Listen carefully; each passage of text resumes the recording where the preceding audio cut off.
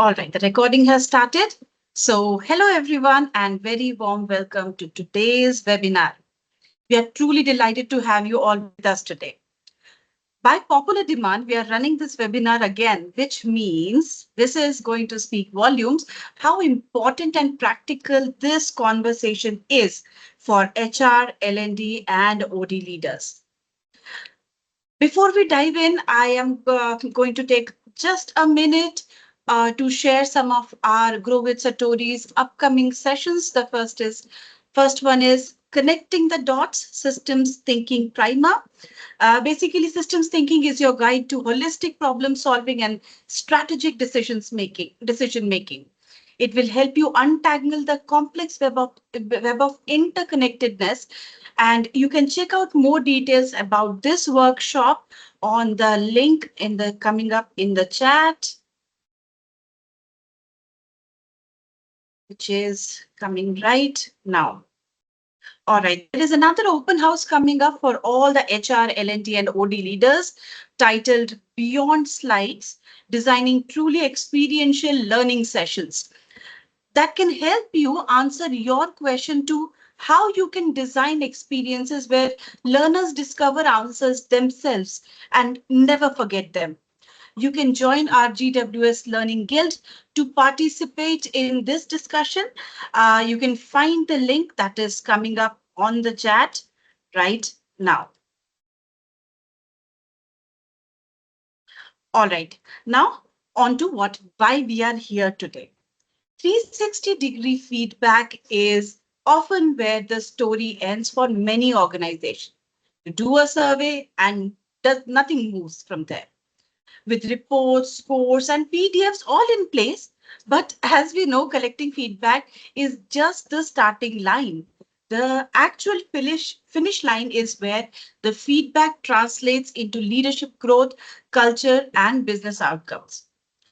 To lead this conversation today, something very crucial, we are joined by Raghav Pandit. Raghav, please wave your hand.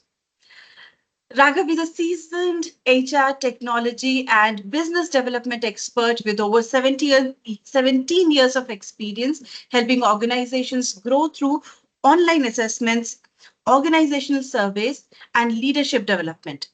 Having partnered with over a hundred of CHROs and HR leaders, he has been recognized for turning data-driven insights into leadership effectiveness for stronger engagement and measurable business impact.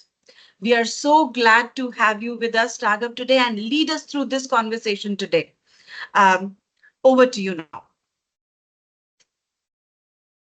Thank you so much, Ishita, for such a warm welcome. And thank you, everyone, for taking the time out to participate in this session.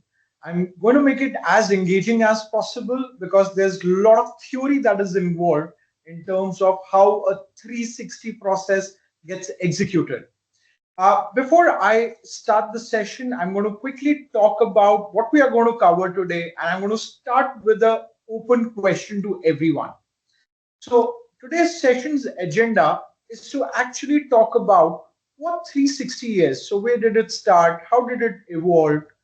What happens in a 360? It's a complete journey that has got multiple steps, multiple stages. So what are these steps? And as we have used the theme of hijack, what happens in every stage that can hijack the entire project? We're going to also talk about that once 360-degree is covered, is done, the end report is given to a participant. What is the next step? Should we go for coaching? Should we measure ROI? Should we use these scores in performance management, so on and so forth? And the last 15-20 minutes of the session would be to look at your questions, show you a couple of sample reports, and see what are the various areas where you can successfully implement an end-to-end 360 journey. So as we start, I would like to open up with a question. What is 360-degree feedback? I want to know what you people know about 360. Please go ahead. Anyone who wants to try. I can get us started. So to me, Raghav 360 means when I get feedback from the team that reports into me, from my peers, from the people that I report into, my clients, my stakeholders, all across. Great. Absolutely correct. Anyone who wants to add on to this? All right. So let me progress ahead and talk what actual 360 is. 360 is a very, very structured mechanism for developmental purposes of any individual. It can be a leader, it can be a manager. Now, this is done through multiple sources. So the feedback is not dependent on a single person. It is grouped, making it a complete 360. So when we say it's a center point, so the participant or me as a user would be the center point, and I will use multiple sources, 360, talking about my feedback. So it is going to be my seniors, my juniors, my peers, my counterparts. One of the most beautiful thing about this particular survey is that it works on a multi-rater mechanism. So it will tell you not only your individual strengths, but also your areas of improvement. When I'm working with my clients or with individual leaders, I always make sure that I emphasize that it is all about self-awareness. The end output report is not a verdict for you. It is only for your self-awareness. The output covers a lot of things, and I'll show a couple of samples which talks about how you see your strengths, how you see your blind spots, how do you see the perception gaps, the alignment gaps. So please understand that it is for self-awareness. I'm going to ask another question now. Can anybody tell me how did 360 feedback started? Or who is the person who has invented 360-degree feedback? I see Preeti is here. Preeti, would you like to give it a try? All right. I'm then going to pick Shanti ma'am. Shanti ma'am, what do you think? Any idea? Uh, no idea of who started it, but it must have been the need for telling what my bosses need to be doing right. Must have started there. That's absolutely correct. So let me open this and talk a little bit more in detail. HR or organizational development people were not even involved in 360. It was not a need from an organization standpoint. The entire blueprint, this entire scale, the entire methodology was started by German military during the Second World War. The idea was to collect data in terms of the potential of the soldiers, the officers, on how well they can perform during pressured situations. That was the entire idea. And it was like a simple checklist on pen and paper, marking, can this person do this? Can this person do this? Can this person do this? When the leaders or the senior soldiers, the majors, the generals were rating this individual, they used to leave blanks because there was no rating scale. It was just a simple question and checkbox thing. That's how it started. And further, the entire mechanism was taken over by the US Army, US Armed Forces, CIA, so on and so forth. The earliest stage that was captured and made it more structured and in a formal way was done by Warren Bennis. And eventually it moved on. The first early adoption that happened was in mid of 1980s under the leadership of Jack Welch under GE. That's how it started, and over a period of time it evolved. Right now, if you look at this particular table, it talks about decade wise how things improved and moving from General Electric to Creative Center Learning, how things moved on from an offline blueprint to an online platform to a complete end-to-end mechanism.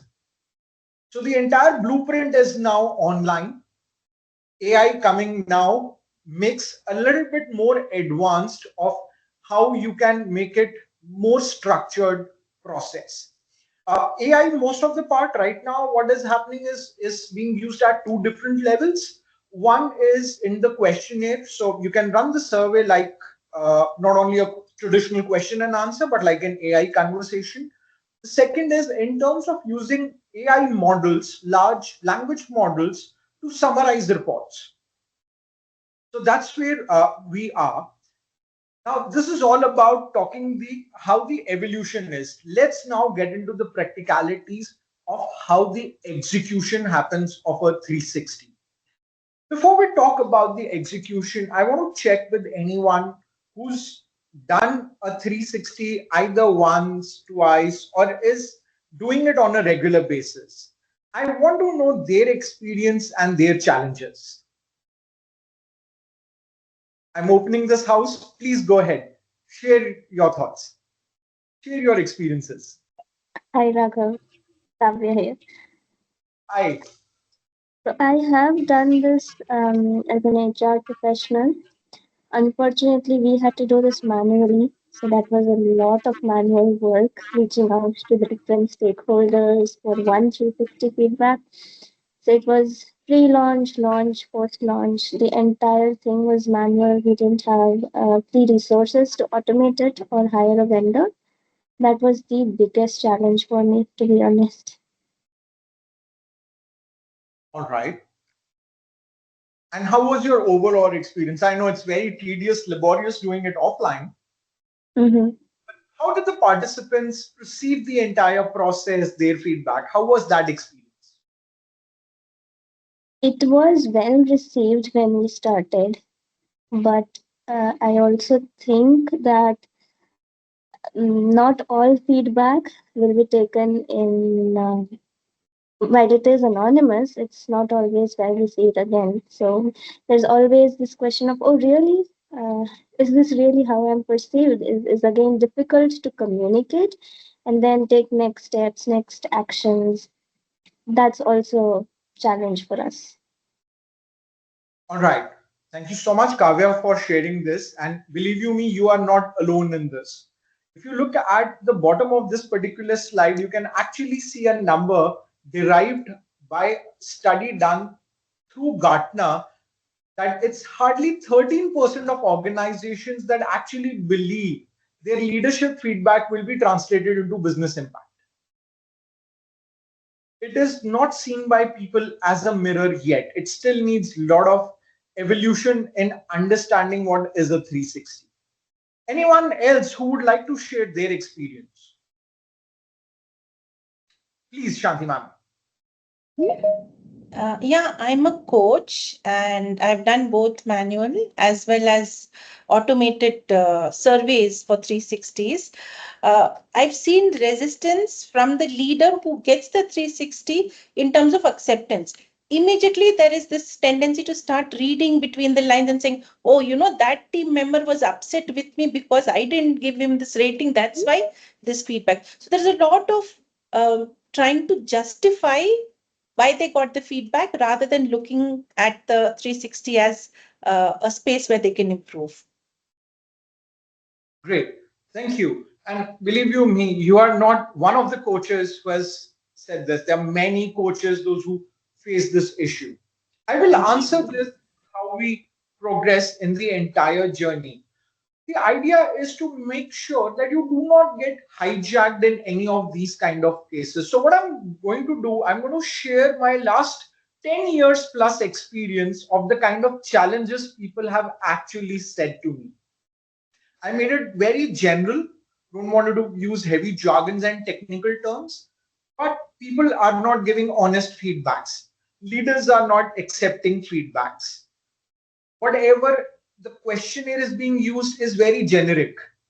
Our feedback culture is still very weak in the organization, in spite running the survey at least twice a year for last 5 years. This survey feels like an HR formality, and we do not get more than 30% or 50% participation. We give the report to the participant, we try to debrief the report, but then nothing happens. So the behavioral change has never happened in the leader or the manager. These are some of the top challenges that any organization faces. Very, very specific to Indian enterprises and in Indian context. Globally, the kind of challenges are far more different and not these. So we are going to address all of these challenges, and now the most critical part of the entire session starts. What I'm going to talk about is a very generic, however, a step by step methodology on how you can do a successful 360-degree feedback without getting hijacked. Out of my experience and what has really worked well with organizations, and these organizations have been startups from 80 to 90 employees to large enterprises being 50,000 employees in India at multiple locations and also doing multiple businesses. So it can be even a large business house, those who have three different businesses altogether. So what has really worked well for them was to devise this entire plan into 9 to 10 different steps. So I'm going to talk about each step, how it works, and where people fall. What we need to make sure is that at any point of time, pre-survey, during survey, and post-survey, we do not get hijacked. And I have specifically used, because in my conversations with clients, I've always used the word hijack. I've taken the liberty to use hijack the word and break it down for every stage. So all the 9 stages, 10 stages that have been mentioned in this entire timeline, I'm going to pick each of this step. I'm going to talk in detail. My suggestion to all people out here and to prospective people, those who are considering to run 360, is kindly do not do it in-house. The only reason why I'm saying so is because when it comes to the confidentiality and the anonymity part, it is very difficult for an HR leader to explain that this data is going to be confidential. An employee knows that my data, my input will leak out. My humble suggestion is consider an organization, a third party independent body who can do this for you. And with that particular vendor, please make sure before finalizing, understand the difference of being confidential and being anonymous. These are two different things. And how they work during the survey and in the report, the output report, are completely different. I'm giving you one very basic differentiation. Confidential means that the data is confident and will not be accessible to everyone. But here the fine line is that it is accessible to a couple of people. Anonymous is that whatever you are filling, it's going to be confidential. It will not be disclosed, not even in the output report. That's a very fine difference. And I will show later in the conversation when I'm showing the sample report that how it comes. So let's start with the very first step. Once you have decided, you got the vendor on board, how do you start the survey? So one of the biggest steps here is the communication part. You need to have clarity and you need to know your outcomes. You need to be very, very clear that you are taking the right people as survey champions in your organization to make sure that the survey is successfully being executed. So what we are going to talk about is what is the brief your leader is going to tell to people, whether it's going to be an internal email going to all the participants, whether it's a weekly meeting discussion, or it's a discussion in your town hall that 360 needs to be done. So make sure your brief, your message is very, very clear. You need to make sure that the sponsorships, and these are your survey champions, are fully aware of the end-to-end process. Give some kind of accountability and ownership to the leaders. Now, while you're doing the survey, finalizing things, make sure don't make it too technical. keep the humanized aspect into it. And I'll talk about how we do it. So this is the very first part that you need to be very, very careful of. Make sure you have ample meetings done before launching the entire survey. Do not form big committees. Committees will not help, but make survey champions as leaders running this entire survey in the organization. I'm going to take a pause now. Before I move to the next stage, I want to ask for questions. Oh, I see Shanti ma'am. Please go ahead. Yeah, Raghav, what I've observed is when leaders share information about 360s being run, there is an immediate fear in the leaders who are the audience for the 360. Is it going to result in layoffs? Is it going to result in something that they don't want in their work lives? How do you manage that fear and give it that positive spin of this is for your growth? The feedback is going to help you understand how to grow. How can leaders communicate that message? That's a wonderful question. I'm going to pause and answer this a little later. I want to see if there are any other questions that are coming up. I'm just going to wait for a couple of seconds. Any other question for this particular stage? All right. Uh, Shanti ma'am and team, how we address it is done at two different levels. One is the initial internal communication that goes via email to all the participants, to all the respondents, that this is a process that's going to happen. This is a process that is going to be done by a third party. This is going to be done in a confidential way. And the last, what is the objective of this? Are we building a open feedback culture in the organization? Are we going to use this for performance appraisals? Or is it something that you just want organization to grow to the next level, and that's where a behavioral shift is required? Put at least 2 points talking about what the output is going to be. That's the first step. Within this entire hijack stage, I'm going to talk about a very, very specific stage, which is the orientation sessions. Make sure that the participant whose 360 needs to be done and the respondents who are going to give the feedback for that particular participant, they need to be orientated of what this session is all about, what this entire 360 is all about. Emphasize on the end output, emphasize on the process, emphasize that this is a reflection activity for self-awareness. It is not a verdict that is going to come out. And the most important is setting up the right mindset for doing this activity. People should not be biased when giving feedback.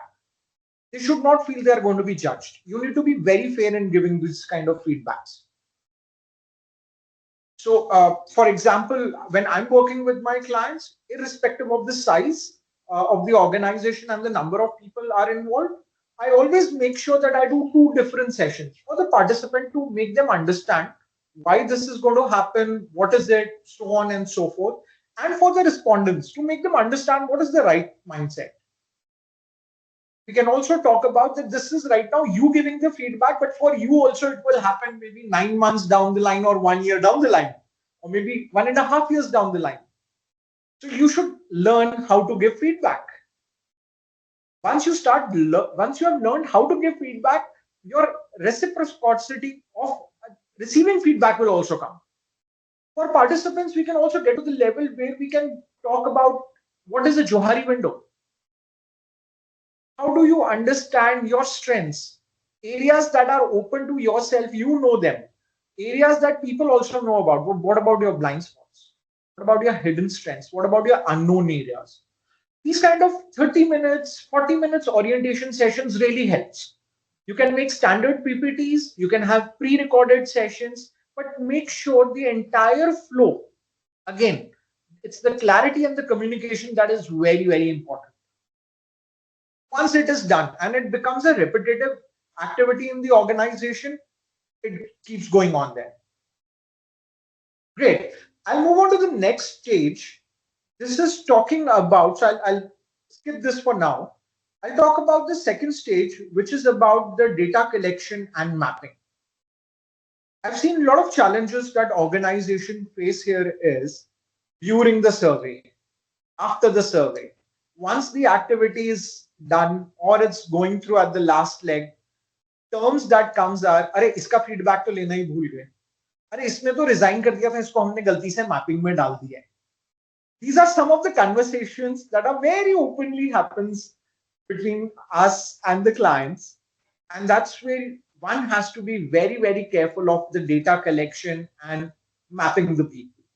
Use technology to the fullest advantage by doing integrations if possible, having universal databases available for the participant and choosing their respondents, so on and so forth.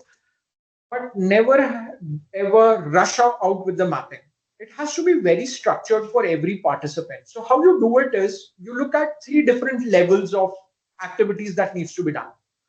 First, once the participant that you have identified, make sure that there are enough categories of feedbacks that are there. So self, of course, is one, but you need to have a manager or a leadership or a stakeholder. So that's your one category that comes in as managers. The second category is about peers. And you have to be very clear that peers are people, those who are working with them. It can be counterparts as well. The next are your reportees. And you can club it direct reportees or indirect reportees.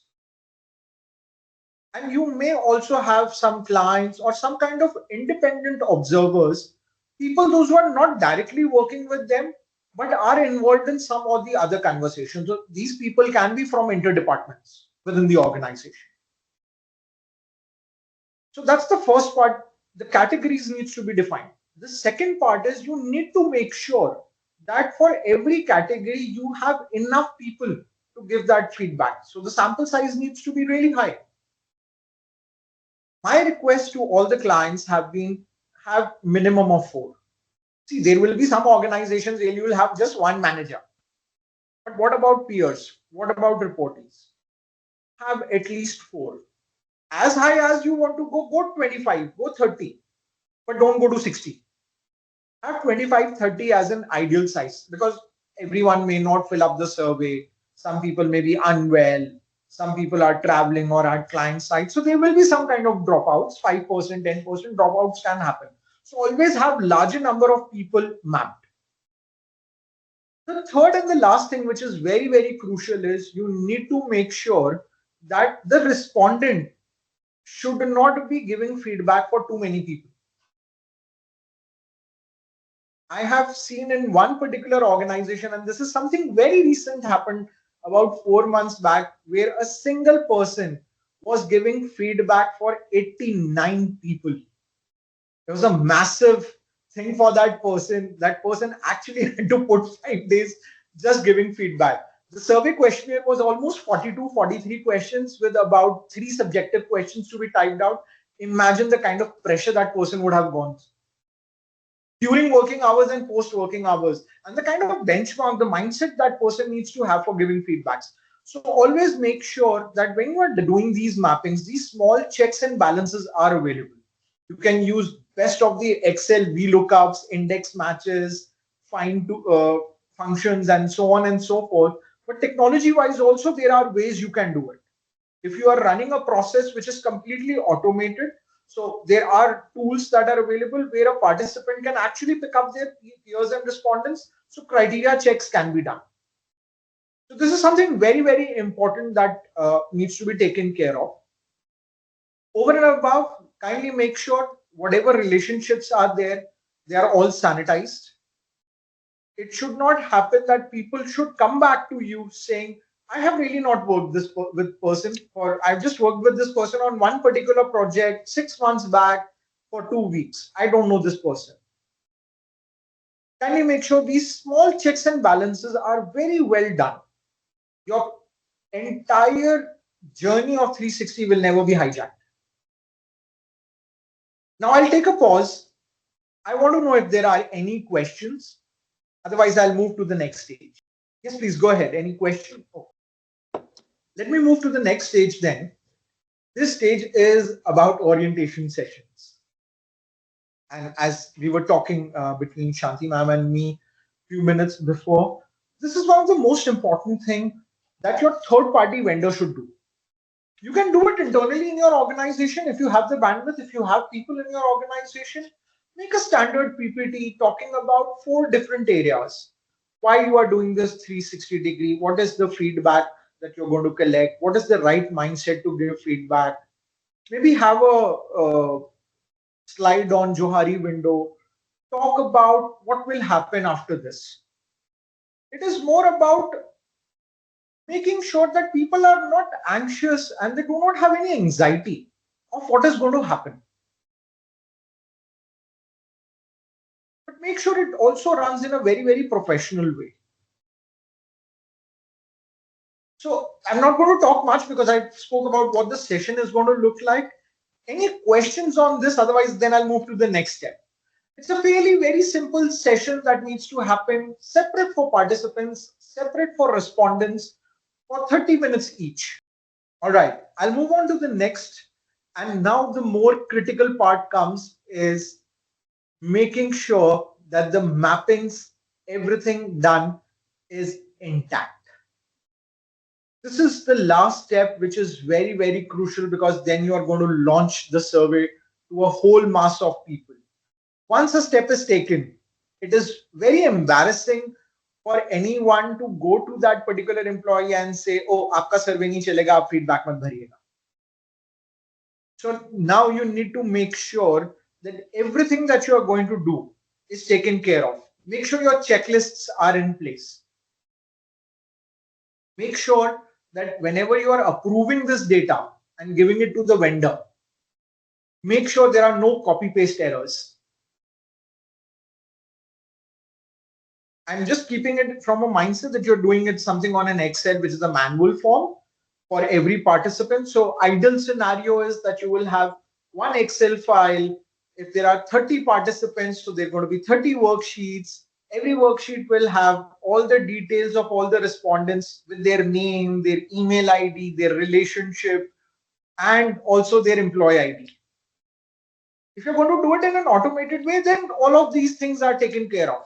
That's the smartness of the vendor on how well they have made sure that the application is going to work. But these are some things that you need to make sure that are there in place. Great. So now I'm going to move on the actual process of now launching the survey. Make sure you are launching the survey in a defined timeline window. All of these things are to be made sure are told in all the previous conversations. Make sure that when you are doing this survey, you are at least opening it for 10 days. Start somewhere in the mid of the week, like a Wednesday afternoon or a Wednesday early morning, and keep it open for 10 days. That includes a weekend so that people, those who are traveling or people, those who are busy in their day-to-day work and they do not get time to fill up the survey, they can do it over the weekend. Make sure the technology platform that you are using is mobile enabled. Work with your vendor so well that if there are any proxy settings that are required to make sure that the screens or the system opens at the proper laptop are taken care of. Get your IT whitelisting people involved to make sure that the whitelisting is done.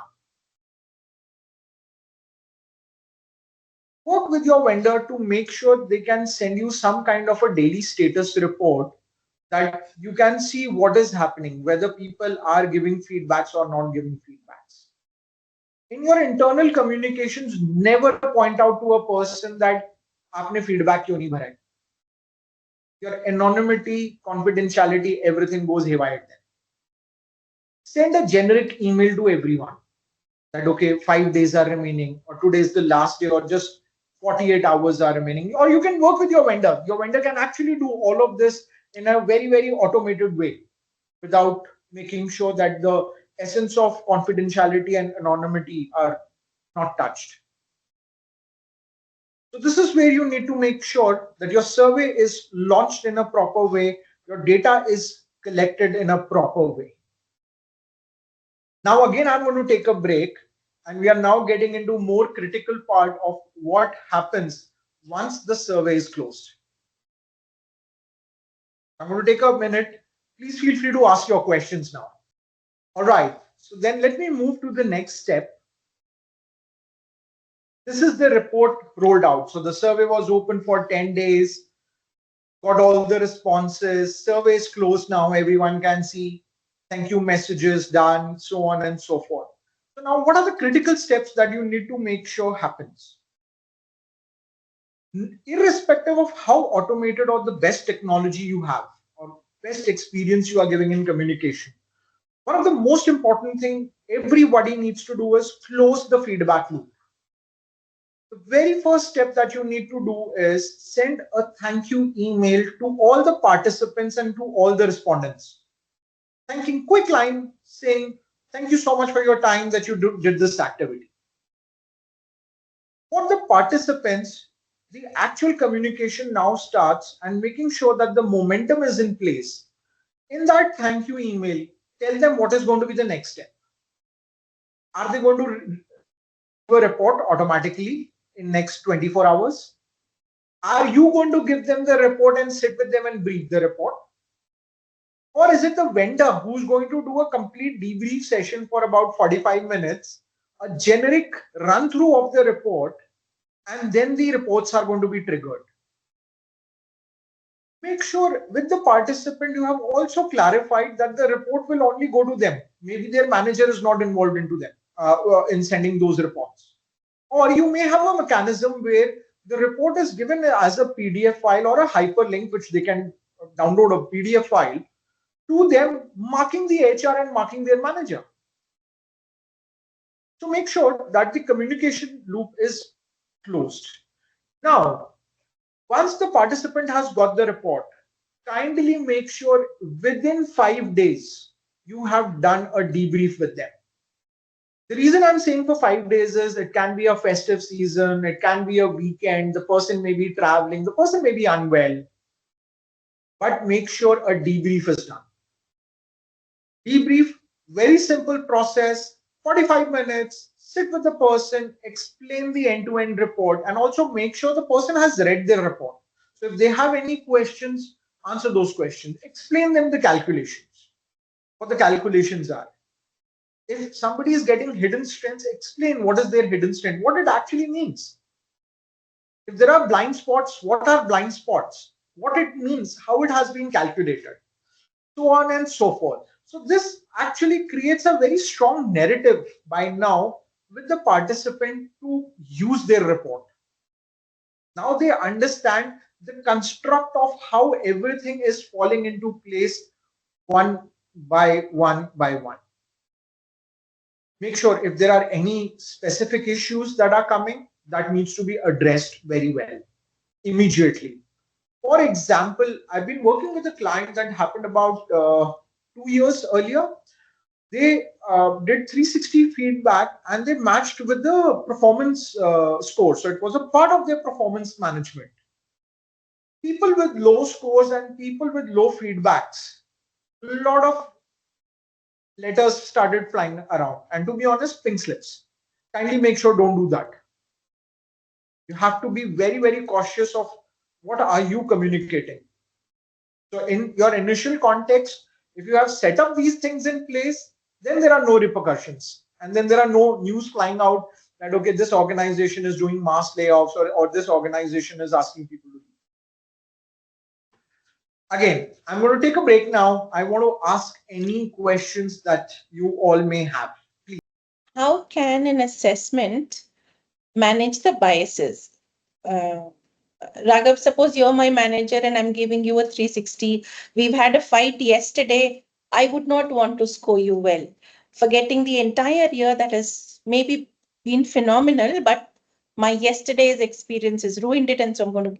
How can tools like an automated 360 take care of that? It's a wonderful question. And Shanti ma'am, this happens very frequently. There are infights in the team.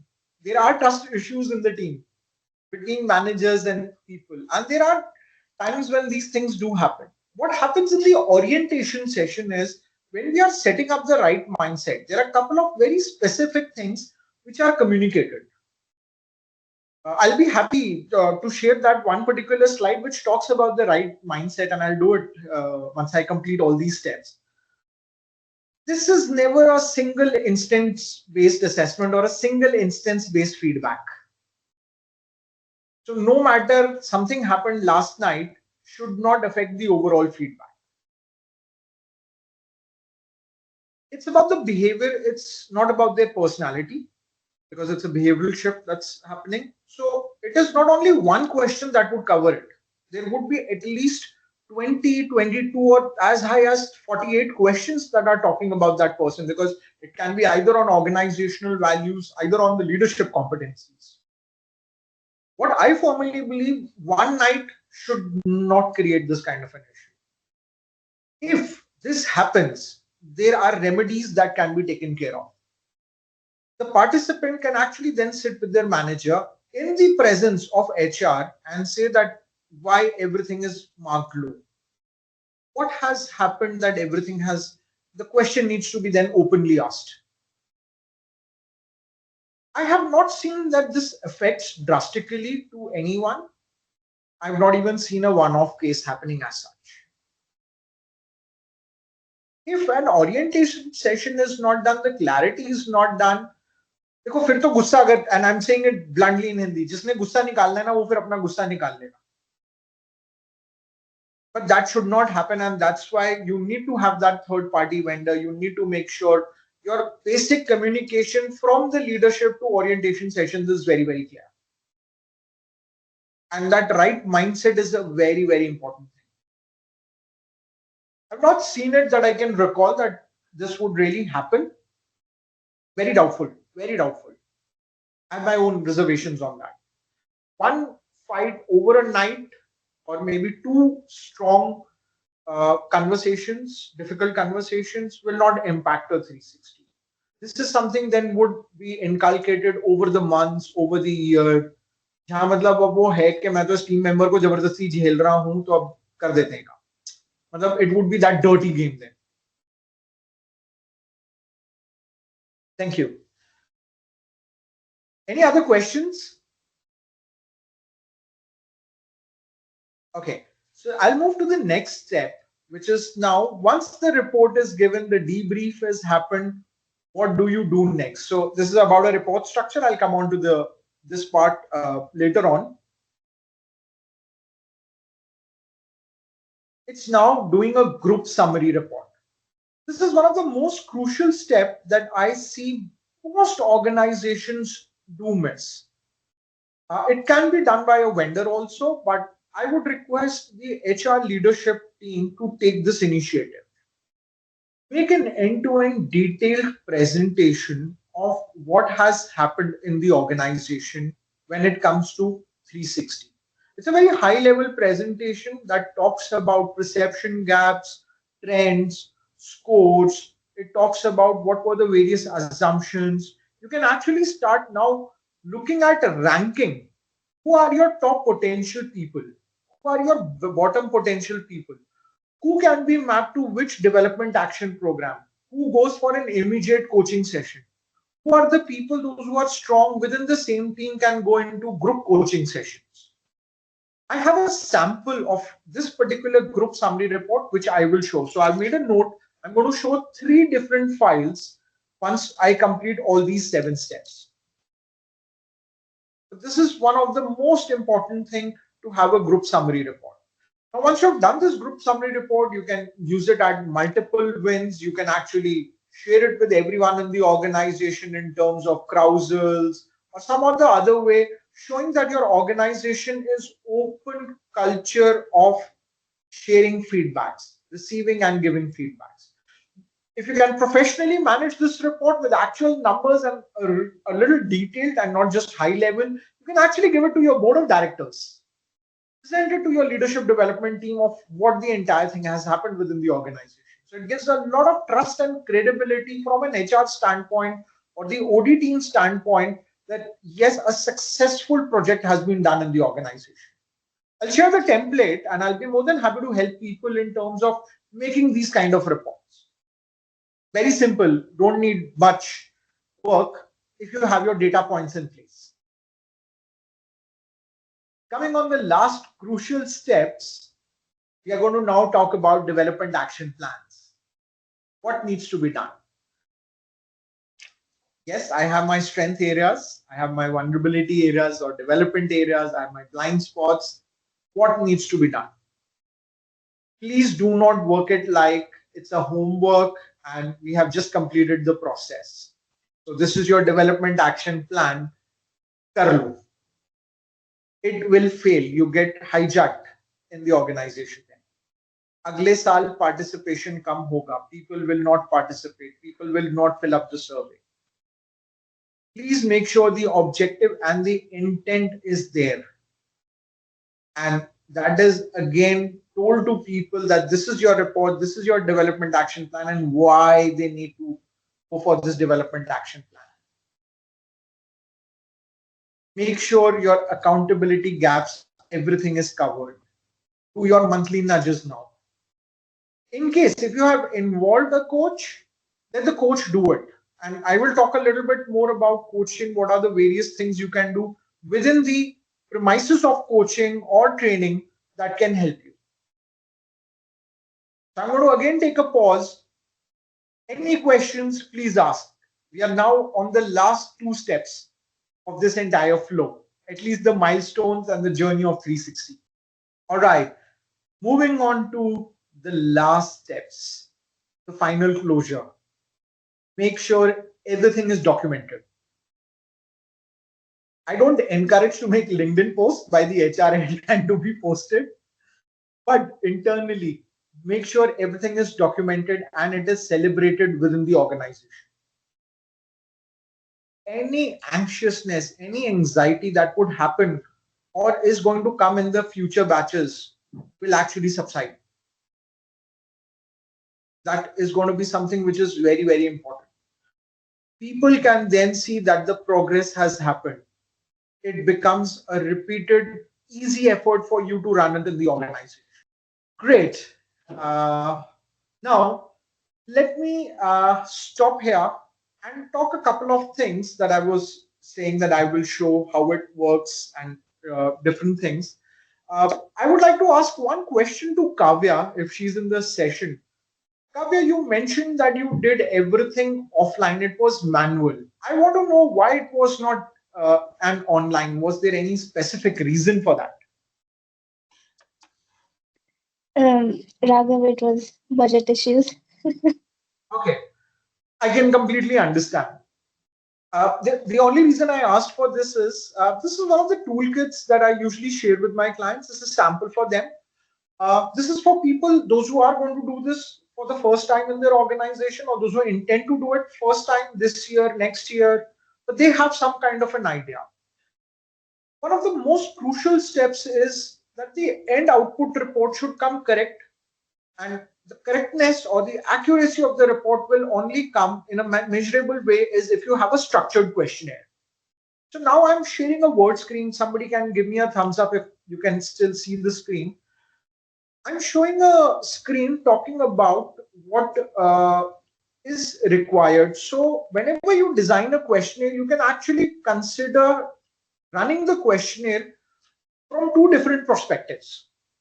The first perspective when designing a questionnaire is that either you take your organization values or you have your leadership competency framework. My suggestion is please do not rely on AI models right now to design your questionnaires. Have somebody like an executive coach, have either a third party company because they would have psychometricians in their organization, those who in their firms, those who can actually design a proper questionnaire. So make sure the first thing that, so two parts to consider. The first part is that you consider either the organizational values or the leadership competency framework.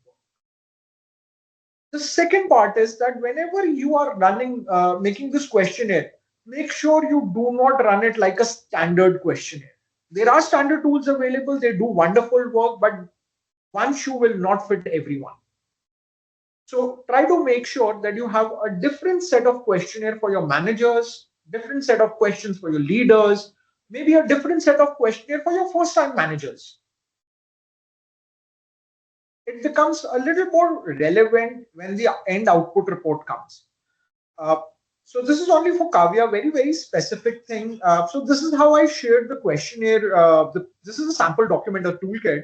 So clients actually look at this and then they design their questionnaire. And what they do is they put it on a platform. Now, if costs are issue, you can look at some kind of freewares that are available, like a Survey Monkey. They will not give you much customization, but you can look at that. You can look at Google Forms. You can look at MS Forms. So depending on what kind of platforms or operating systems your organization is using, you can actually use them. It becomes a little tedious work still, but offline nahi hoga. In case if you want any recommendations, I would be happy to talk to you post this. Can recommend you a couple of things that can be managed within your budgets. So you take this entire matrix and then you start designing the questionnaire. So I'm quickly scrolling this, but this is how a questionnaire can be designed. So you take your competency, you take it into sub competencies, and you design your questionnaire. Uh, Questionnaires should be very, very simple. Don't use much technical terms. Customize your questionnaires if possible at two levels. For a self participant, you can have a I statement starting with I do this or this is for me. For the respondents, use terms like your manager or the leader or the participant. Can really help. In case if your organization is at different cities, uh, and I mean to say, if you have blue collared employees or people are not well versed English, try using a multilingual system, bilingual system. So people can choose what questionnaire they're going to see, whether it's going to be a. So English is usually a default language with maximum number of tools. It's actually a default language, but then you can have English translated to Punjabi, English translated to Hindi, English translated to Odia, English translated to Bengali, or any Southern Indian language as well. So you can do that. Keep your scale very simple, 5-pointer scale with a strongly agree, agree, neutral, disagree, strongly disagree. In case if there are not many people in the organization, you still have some kind of a foggy area about the people that you have mapped, their relevance. Add one more option in your rating scale of the question is not observed. So when the calculations are done, you can actually exclude that scores. So this is one point that I wanted to share in terms of questionnaire. Critical part is try to have less questions. Keep your questions very simple. Avoid using conjections and put 2 points in one question. Better to have separate question for separate point so that it's easy. People don't get confused. Uh, Subjective question, I suggest in an organization, if you're very mature, put one question only. But if you really want to have a lot of people talking, giving feedbacks, try putting them three different questions. Is something what the participant, so for whom you are giving the feedback, should start doing, should stop doing, and should continue doing. It gives a lot of clarity. Then I'll talk more about how the end report looks like and where the anonymity will come in these kind of things.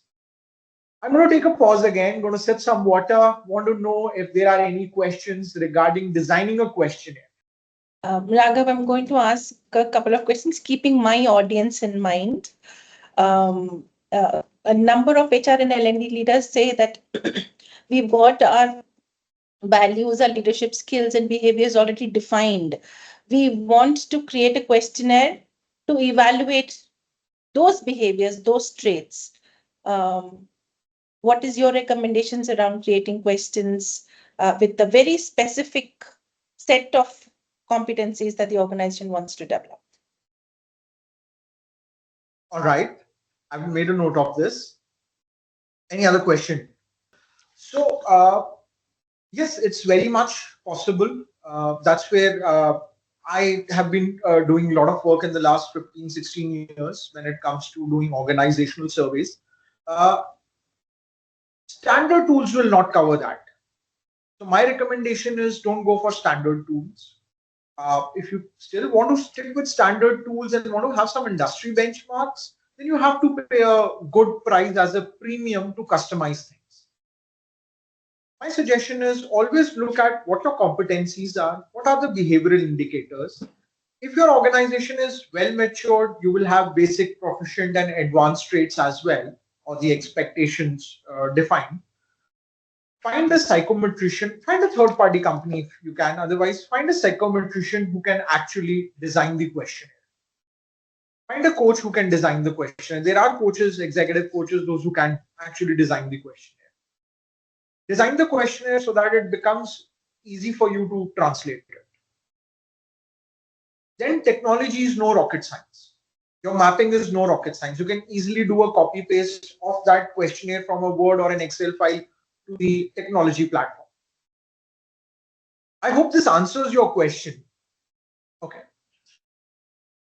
great. Now let me move on to the second document that I wanted to show, and this is a participant report. So I'm going to show you two different reports, and then third report is going to be a little more detailed.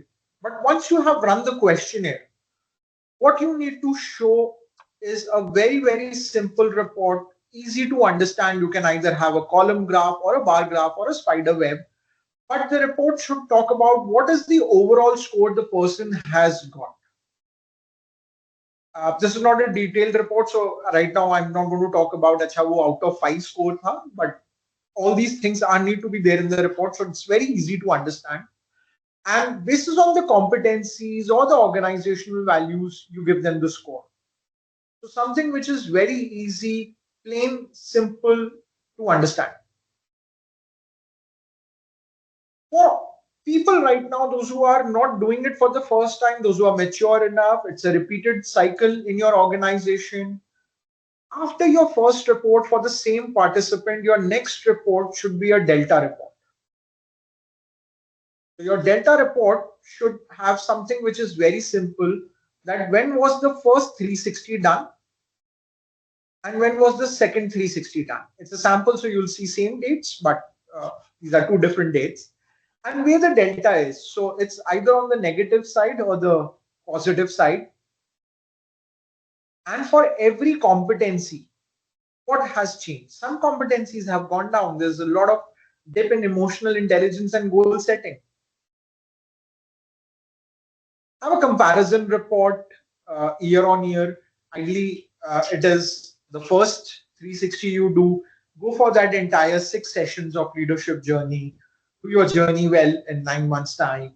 And after the ninth month, once the journey is completed, give that person at least 3 months, 100 days to unko de do, just to now make sure that they have inculcated the habit and they are practicing all these tricks, tips, techniques, what they have learned in their coaching sessions.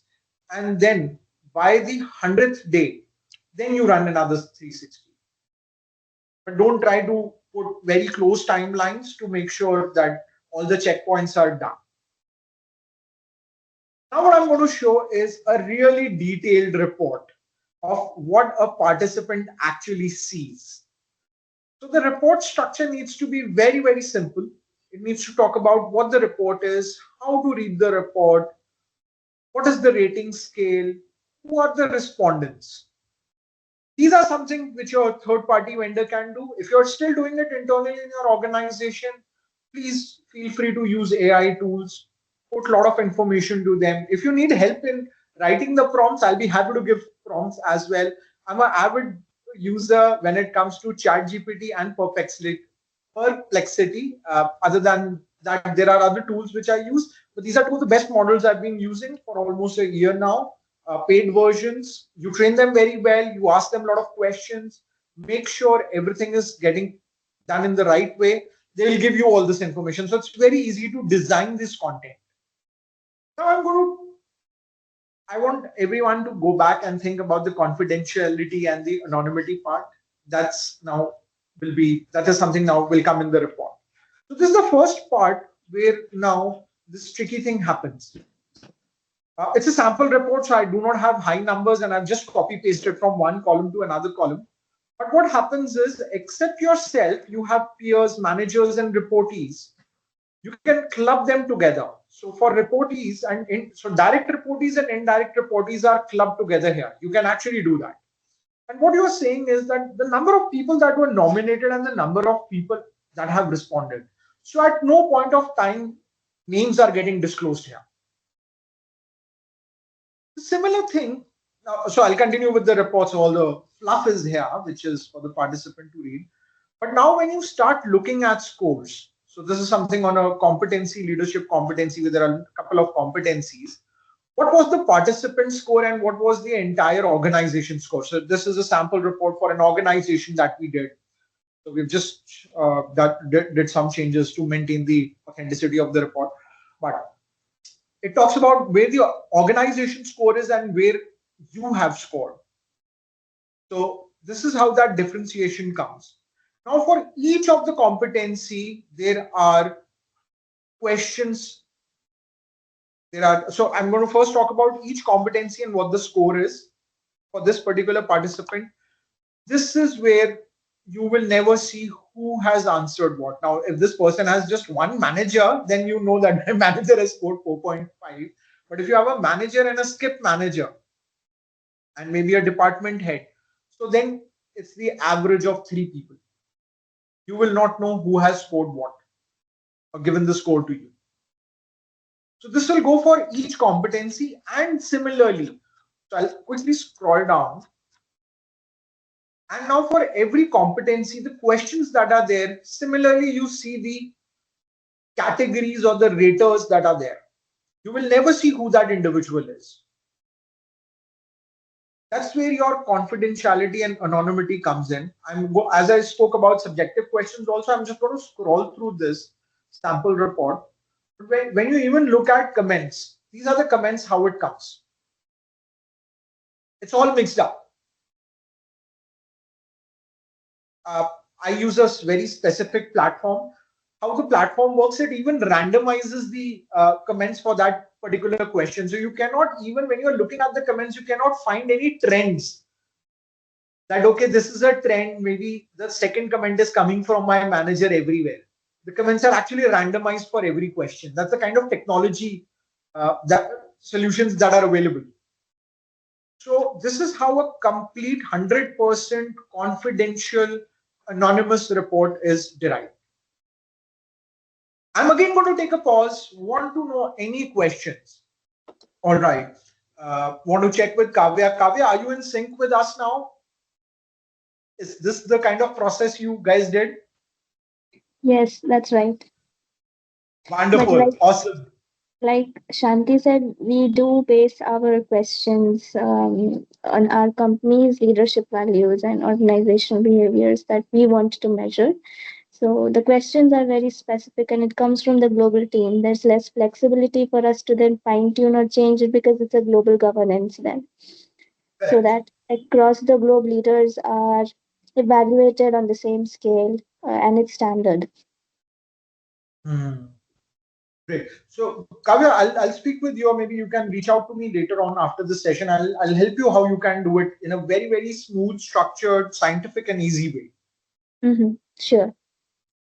Now, Sanjay, Ashwin, if they've got any comments. I'm Sanjay Kumar Jain.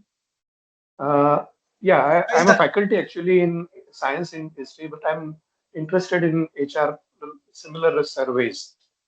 And that's why I'm hearing first thing. Second thing, I will like to read the document and PPT from your presentation. That's what I will be like. If you send it on group, WhatsApp group, then it will be okay, or personally. Thank you. Sure, Sanjay ji. We accept it and we'll do the needful. Kindly give me some time after this session. I'm going to make some edits in the presentation because there are a couple of things that I've mentioned, which I want to make it very generic. I'll make those changes and some relevant documents. I'll share it with the Grow with Satori's team and they will further circulated in the WhatsApp group. We'll be happy to share it. Also, this entire session is getting recorded. So in case if you have, I understand you came a little later. If you want to see the recording, it would be posted on YouTube, and we'll share it in next what 5-7 days or so. So we'll make some minor edits, sort of beautify करेंगे, and we'll get it done. The third and the next. That will be nice, and thank you. My pleasure. The third and the next last document that I wanted to show was the group report, which is edge that an HR can bring. Before I show this, I want to just ask if my screen is visible. Okay, great, thank you. So this was a report that was actually designed from a HR head's perspective, that what they are going to represent it to their board of directors and to their leadership team in the town hall. So what the HR person actually did, they made a detailed presentation talking about what was the overall project, how many leaders were involved, what were the various dimensions that were used in the questionnaire, how many questions were involved, how did they do the process internally in the organization, just to make sure that yes, everything was sanitized. So when the data collection happened, when the manager approval happened, and when the feedback collection was done, and when was the report launched. What they did, they spoke about what were the scores, how many people actually gave the survey. So when we say 55 leaders were giving the survey, no, 55 were only the participants. But there were total 546 surveys that were done. A total 186 people that were involved in running the entire show. Then in terms of their competencies, what were the benchmarks? What was the relationship wise, what were the scores that came in? So these are now group scores. And these data points are very easily available. Even if you are using any free platform, you can easily download this data, run some simple average functions in your Excel file, and you'll get these scores. They talked about what were the various findings they got. They found that consistently all the participants have rated them higher in specific competencies, but the managers have rated them low. So like this, there were a couple of findings they did. They actually spoke about what were the different perception gaps that were there, and they presented all these scores. So in perception gaps, what was happening between the self and the manager, between the self and the peer, and the self and the subordinate. For each of these categories or the perception gaps, they actually shared their findings. What were the findings? They manually read, they sat, they understood how the scores are coming, and they manually wrote this. This was nothing done by an AI thing. They did it manually, understanding what was happening. So sharing this sample, they picked up who are the top participants. So we have removed the names here, but they picked up who are these top participants with the highest scores, who are the participants with the lowest scores. They've actually picked up on each of the competency, who are the top scoring participants, bottom scoring participants, so on and so forth. They also worked on their questions. They made sure that all the questions, though designed by a psychometrician, but what, how, where the scores are for each of the question. And then they did their entire employee landscape of these 55 leaders, talking how the people are, so on and so forth. And there were a couple of findings they did. So this is the kind of a group report that comes around. Any questions so far? All right, so we were on the last stage of the entire journey of running the 360-degree feedback, and now I'm going to talk about the output, something which is very, very close to my heart, because 360 can easily be done if you are not getting hijacked. But what do you do next? When I'm working with my clients, what I usually talk about is this particular deep model, where you have designed, engaged, equipped, and practiced everything to make sure that the 360 report does not go in vain. So what are the various things you can do, how you can do in this deep model? I'm going to now talk.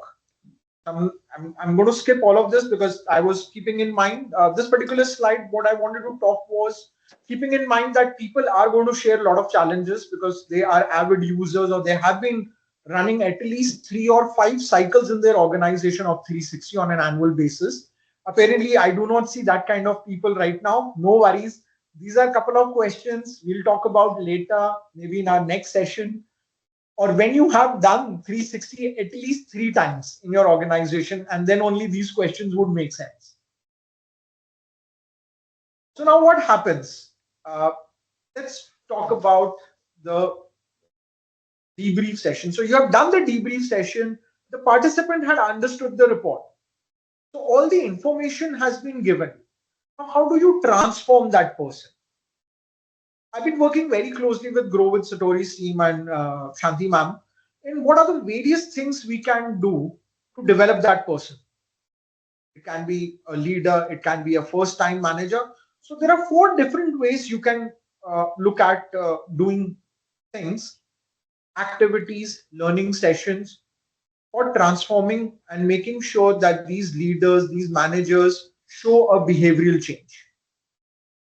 The first thing that you can do is a standard traditional executive coaching one-on-one journey for mid-range or mid-level leaders to your senior leaders. For your first-time managers, you can actually have group-based skill building programs. These are people, those who either they have become a manager for the first time, they are about to become a manager for the first time in the next 3 months, or they are a manager but it's their first year and they are struggling in managing themselves and also managing their team. They have the skill, they have the aptitude, they have the knowledge, but it's just that it's a new thing for them. You can also work on team-based labs. These are very, very defined settings where these are group settings where you can actually make people do real-time work for their business, on their business, specifically used when you are expanding your business, when you have decided that your organization has to now move from a 800 crore or a 2400 crore business to a 3x in next 10 years time. So these team-based labs really help people to collaborate and work together. And these are done again under the supervision of executive coaches. The last and the most important thing are your pulse feedback check-ins. So make sure that you are doing a follow-up on the with the participants on a regular basis on what they are doing, any challenges they are facing, not facing, so on and so forth. But this is a pulse feedback, not necessarily you do it online, and it is not a 360. It's just sitting with that person and asking, how are you now? What is working well? What is not working well with you? Believe you me, if people can be classified under these categories after your 360, you are on the right path. Talking a little bit more in case if anybody is interested in looking at ROIs and business impact. Of course, ROIs and business impacts can be easily measured with a 360. How it gets measured, I have a couple of more slides talking into detail. Not going to talk into facts and figures, but very simple things happens. Your succession planning pipeline in the organization is there now. You know who are your managers or general managers who can now become vice presidents or the leaders. In your organization, people have a higher engagement. In online meetings, cameras will start turning on. People will make sure in a team meeting, and keeping in mind there are not too many team meetings happening, once or twice or once in a day, if a team meeting is happening as like a hurdle, people will make sure they are on time. They are not late. People will be engaged in sharing their opinions in general discussions. Water cooler talks will stop happening. There will be a drastic shift. So people will not exit and those kind of changes you would see. There will be a big time behavioral shift. This takes time, but in the kind of communication, as I said, water cooler talks, they will change. Water cooler talks would be नहीं यार आज तो मेरा manager ये बोल रहा है उसको आज ही रात सारी रिपोर्ट चाहिए मेरे से. Those things will change. Those things would be my manager asks me for this report every now and then. It's a time tedious work. How can I sit with my manager and make sure that we automate this process? Is it something that I make it a practice that even without asking, can I give this report every Monday to my manager? पूरे हफ्ते मैं नहीं दूंगा but मैं हर Monday उनको दे दूंगा so that he also plans his week. That entire behavioral change will come in the organization. Of course, the over and above most important thing is the financial aspect. Things would change. There would be a lot of productivity. Your sales can go high if you're a manufacturing unit. Things like accidents, ramp issues, those things will start going away. It will become a complete Six Sigma lean process in your organization. So it's going to be a very, very detailed thing where we can talk about how it is applicable across industries. What are the big changes that happens? I will share this, but quickly walking you through when we say defining your base matrix, what happens before a 360 and how it is linked in terms of an ROI. So where the business impact will come. So you can see that if my employee turnover rate or my employee engagement scores or my customer satisfaction scores or my productivity was at X number, after running a 360, doing the executive coaching and then doing the 360, that entire 1 year journey, what changes has it brought? Can be easily measured. Initially, the jump will be in either in decimals or in single digits. But once it becomes a cycle, like a 3 saal yojana or 5 saal yojana, things will start drastically changing. That's where you become a progressive organization. You can start looking at calculating the costs.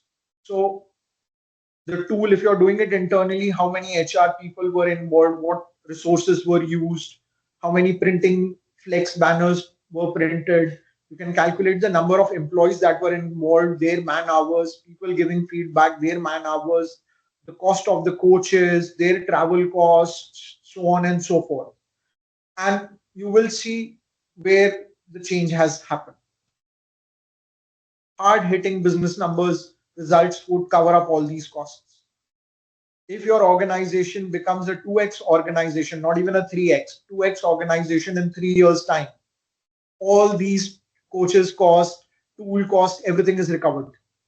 Looking at measurable changes in terms of people joining the organization, leaving the organization, the fruitfulness of team meetings, everything can be easily measured. So you can define the entire KPIs or your measurable areas that you want to pick. You may not want to pick all the 6 areas, but you may want to pick up at least 3 areas and you can easily measure them. The monetary value changes in your turnovers. It changes in your promotion rates, your engagement, so on and so forth. So I'm just skipping these slides, but it gives you an idea of how you can actually look at an ROI. This is an example that I have taken. So I was working with a company where I've taken their numbers, converted into dollars and sharing these numbers.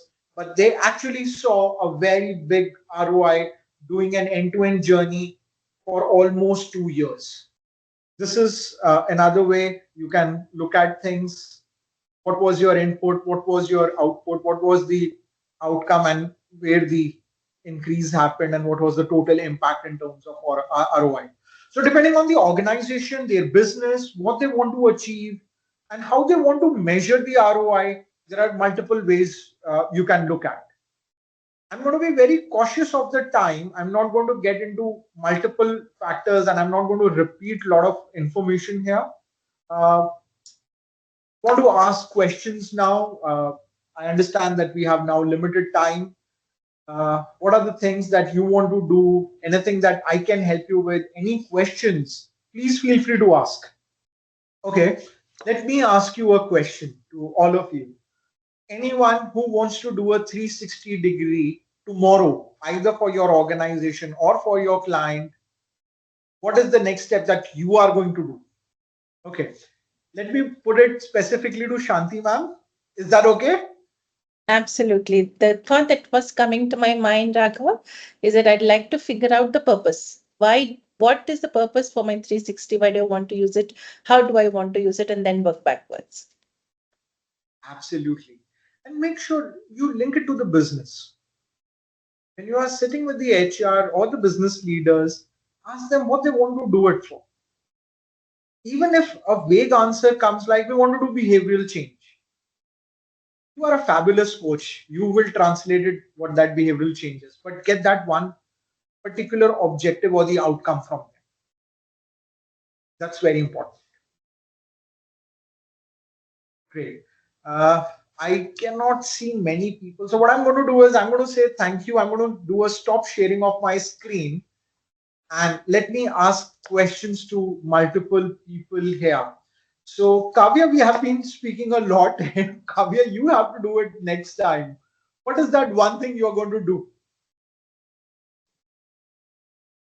I think yes, we are focusing on behavioral changes. We have to, and I'm sure we are doing this, but yes, make it emphasize the weight on linking to business. You just said that, so that is something I'm going to try. And what I also am going to take back from this session is the group report.